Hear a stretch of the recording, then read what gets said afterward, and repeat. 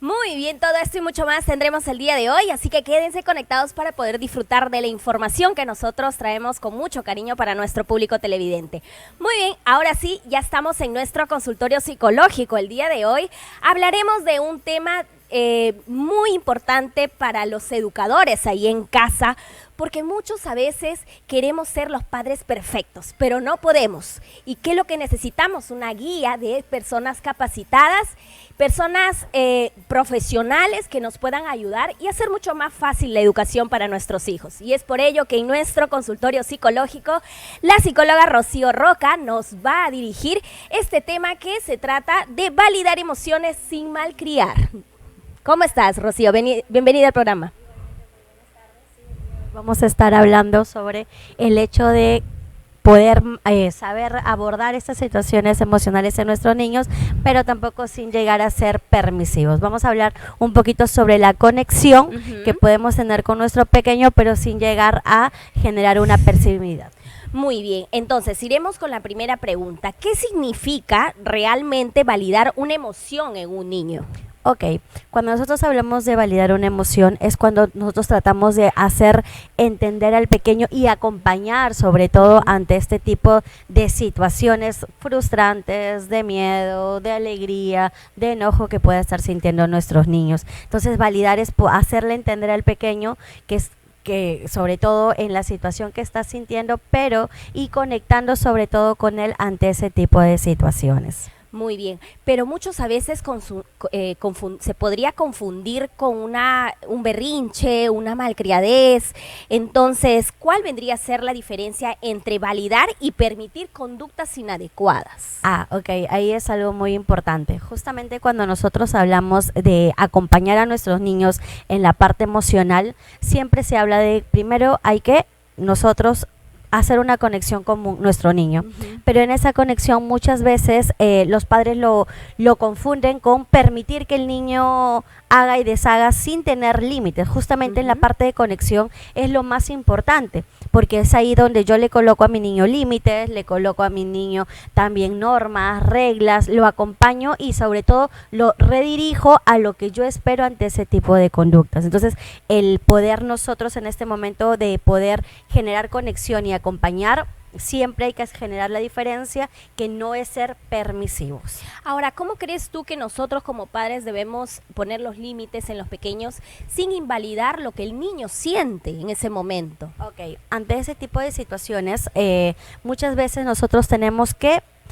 poder saber la conducta y también a la vez saber redirigirla. ¿Qué quiere decir? Muchas veces los papás cuando le van a dar alguna instrucción al niño ante cualquier desborde, porque muchos papás es como que quieren que los niños hagan quizás las cosas rápido, sin renegar, que sigan las instrucciones a la primera vez que se le envió, ¿no? Que sigan todo ese tipo de situaciones, que no griten de repente, sino que lo hablen, pero muchas veces los padres se olvidan de poder tener esa primera conexión de él con su niño.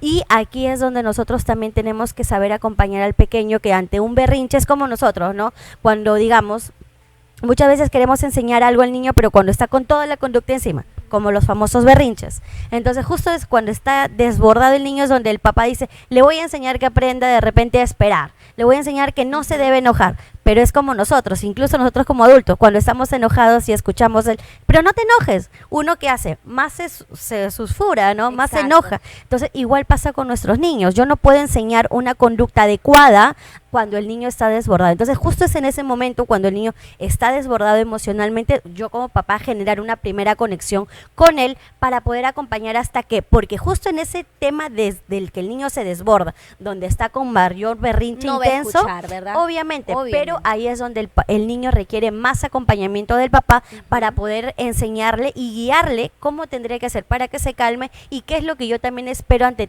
ese tipo de situaciones, y para que posteriormente esto no vuelva a suceder, pero para eso yo le tengo que a mi niño brindarle también herramientas, porque no es de que ya, pero no te vuelvas a enojar, pero quizás de acá se volvió a enojar otro, viste que no me prometiste que no te ibas a enojar, entonces lo culpo nuevamente a mi niño, pero no le enseño herramientas a cómo abordar ese tipo de situaciones frustrantes. La otra salida más fácil que se suele hacer como padres, pues, si bien se dice no hay un manual, donde nos indique exactamente lo que uno tiene que hacer, pero a veces uno para salir del momento compra algo, mira, te compré esto, y tratan de calmar ese momento, pero el niño, viendo esa actitud de papá, lo vuelve a hacer con tal de obtener algo nuevo, ¿no? Claro, justamente ahí es una de las disyuntivas que presentan muchos de los papás en consulta, porque es como que, como les volví a decir, cuando nosotros hablamos de disciplina, es poner límites, pero muchas veces los papás no son congruentes con lo que dicen ni con lo que hacen.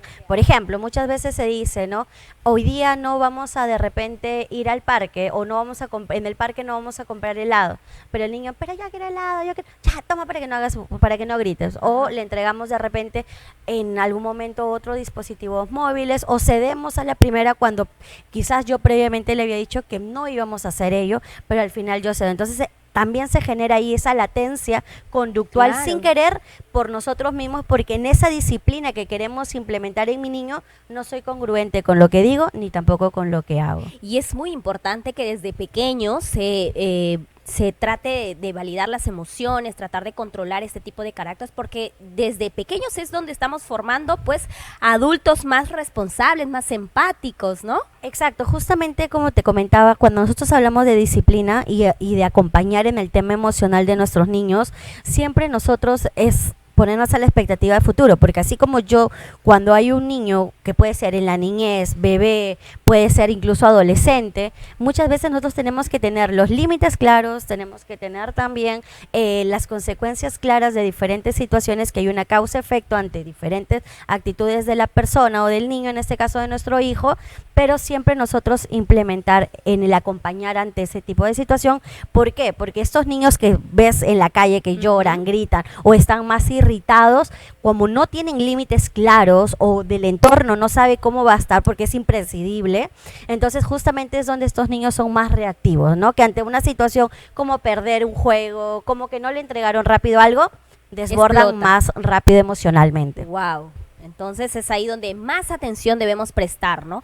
¿Qué frases y prácticas crees tú que los padres deben implementar en su educación cuando suele pasar este tipo de crisis en los pequeños? Aquí justamente ya yéndonos al momento de la crisis es saber acompañar hasta que el niño se pueda regular. Porque ¿de qué forma? ¿Callados? Incluso no tanto bombardeándoles como, pero tienes que calmarte, mira que no llores, que te ves feo llorando, señor, llévalo a mi hijo, que muchas veces utilizan ese tipo de frases. Sí. Pero muchas veces es acompañado, ok, estás enojado porque quieres un helado, sí, quiero mi helado, ok, pero recuerda que ¿por qué motivo vinimos aquí? Vinimos solamente de repente a hacer compra, ¿no? Exacto, acompañar ante ese proceso, porque su cerebro del niño está madurando, entonces requiere también ese acompañamiento ante ese tipo de situación para que el cerebro del niño pueda madurar de manera eficaz. Pero muchas veces los papás estiman que un niño de 5 años va a tener mi mismo entendimiento mío de una persona de 30 a 35 años, claro, y lo cual es imposible, porque claro, es un niño de 5 años y no va a entender de repente lo que yo como adulto, pero muchas veces como papás estimamos nosotros que el niño de 5, 10, 15 años va a tener la misma madurez en la que yo pueda tener quizás en ese momento, y ahí es justo nuestro rol de nosotros de saber acompañar ante ese tipo de situaciones a él, brindándole herramientas y poniendo otra vez siempre, y le digo a los papás, límites claros desde un inicio, porque si estoy en un entorno, los niños, donde nada es predecible, porque exacto, siempre es algo cambiante, el papá nunca, no sé si debo seguir A o B y luego otro día C, entonces también se genera una incertidumbre en el niño, claro, en la parte de disciplina, y obviamente el niño o adolescente no te va a decir, ay papá, no estoy entendiendo cómo me crías, pero lo va a manifestar a través de estas conductas que muchas veces hemos visto en la calle, ¿no? Como gritos intensos, que golpean al papá, así la mamá, llantos y todo. Claro está, tú lo estás diciendo, por lo tanto, nosotros como educadores y como personas adultas que estamos siendo responsables de nuestros hijos, pues debemos buscar ayuda también, ¿no? Si no vemos que no nos está funcionando nuestra educación o estamos perdiendo muy rápido la paciencia, pues hay profesionales que están justamente para el acompañamiento, y son los psicólogos quienes pueden ayudarlos a poder hacer más llevadera este tipo de educación, ¿no? Ahora, Rocío, tenemos algunas preguntas del público y vamos a resolverlos, ¿ya? A ver. Patricia Mendoza dice, ¿qué hago si mi hijo llora por todo y no se calma? Ok, los famosos no utilizo el lenguaje, pero lloro. Muchas veces los pequeños cuando utilizan como primera herramienta el llanto es porque muchas veces se le ha facilitado probablemente, no sé más el caso del pequeño, pero probablemente se le ha facilitado todo de manera inmediata, pero ya llega un punto en el que tiene que esperar y en el día a día todo esperamos, por ejemplo, esperamos en la cola, esperamos para que nos entreguen la comida, pero es como que espera, ¡guau! Entonces es como que el padre también se condiciona que si no le entrego rápido va a llorar, entonces se genera esa conducta sin querer que refuerzan los padres una conducta inadecuada, pero de forma positiva. Toma rápido, pues ya, pero no llores. Entonces, ante ese tipo de situaciones sí es aprender al niño a generar tiempos de esperas prolongados y que pueden ser incluso a través del juego, pero ahí sí le recomiendo al papito que podamos brindarle a él también herramientas para que para que él tenga sobre todo la autogestión de manejar él primero emocionalmente cuando el niño pueda estar en estos llantos intensos. Claro, porque muchas veces ya los niños también sabiendo lo hacen adrede, ¿no? Como para que pueda recibir algo a cambio. Exacto, porque muchas veces, como te comento, los papás reforzamos conductas inadecuadas de forma positiva. Entonces el niño aprende, de esa es la forma en la que quizás yo puedo obtener algo que me agrada. Pero como un chantaje. Claro, como una situación en la que es recompensado ante una situación disruptiva. Claro, entonces ahí hay que reforzar ese toque, ¿no? Muy bien, ahora Luis Alberto Torres nos pregunta, ¿es bueno distraer al niño cuando está molesto? Yo creo que no. Ante ese tipo de situación no es adecuado decir, ay, mira, pero te compro tu heladito para que ya no llores. Entonces yo no le enseño al niño a manejar la parte emocional del enojo, porque no le estoy enseñando herramientas, no de, por ejemplo, de expresar, me sentí enojado, papá, porque de repente tú no me compraste el helado que yo quería. Pero ante ese tipo de situaciones sí es acompañarlo más que distraerlo, es acompañar a llevar ese proceso del enojo hasta que él se pueda calmar. Entonces, más que distraer, es acompañar para que el niño pueda abordar esa situación frustrante de una manera calmada. Y hay que tener muchísima paciencia. La paciencia es parte del proceso como padres. Definitivamente. Ahora, nos pregunta Marco Villacorta, dice, ¿los premios y castigos ayudan o perjudican? Los premios y castigos. Muchas veces los papás queremos siempre estar castigando a los niños, ¿no? Chocolate. Tanto los castigos físicos o los castigos, ya te quito la tablet un mes, ¿no? Una semana. Pero sí, cuarto. Exacto, vete o porque situaciones así.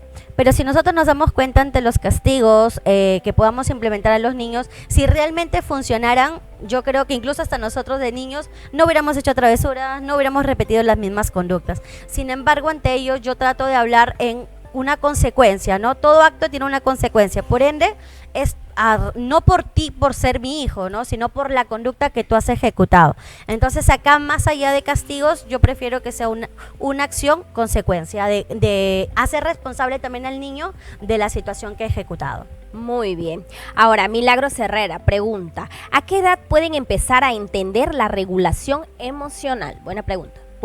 La regulación emocional en realidad empieza desde que nace el bebé, ¿no? Porque a través va formando su carácter. Exacto. ¿No? Cuando el bebé llora nos está comunicando que algo le duele, que tiene hambre, que el pañal está sucio, que tiene frío. Y cuando va creciendo también al año el niño empieza también a manejar, por ejemplo, las emociones como la ira, ¿no? El desagrado. Incluso por ahí tenemos la película Intensamente, ¿no? O para poder entender un poco más respecto a las emociones. Entonces, el manejo emocional en realidad se da todas las etapas del desarrollo del niño desde que nace. Entonces, desde ahí es como nuestra función de nosotros como papás de poder acompañar a nuestro hijo. Excelente, Rocío. Muchísimas gracias por venir al programa. ¿Cómo te ubicamos? Claro que sí. Igual me pueden escribir al 998762253 o escribirme a mis redes sociales, que estoy como PSI Rocío Roca, o también en Creciendo Centro Psicológico, y ahí agendar alguna cita para nosotros también poder guiarlos ante cualquier duda que ustedes estén teniendo con sus pequeños. Muy bien, excelente. Entonces espero que esta información haya sido muy llevadera para todo nuestro público que es cuidador ahí en casa. Ahora sí, nosotros nos vamos a una pequeña pausa comercial y ya venimos con mucho más contenido para ustedes.